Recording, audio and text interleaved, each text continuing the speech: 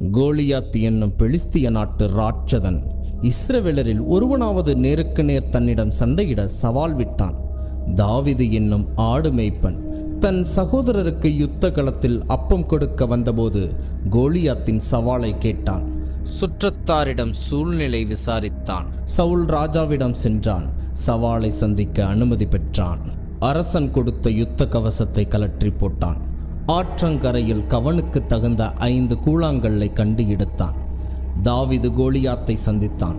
அவனை பார்த்து, நீ பட்டயத்தோடும் ஈட்டியோடும் வருகிறாய், நான் என் படைத்த கர்த்தரின் நாமத்தோடு வருகிறேன் என்றான். தாவீது தன் கவனிலே கல்லை வைத்து எறிந்தான். மாம்ச மலையான கோலியாத்தின் நெற்றியில் பட்டு அவன் தரையிலே விழுந்தான். தன் சுயபலனை நம்பின கோலியாத் தோற்றுப்போனான். தன்னை படைத்த கர்த்தரின் நாமத்தை நம்பின தாவீது வெற்றி பெற்றான். இதுவே 1 நிமிட வேதாகம சரித்திரம்.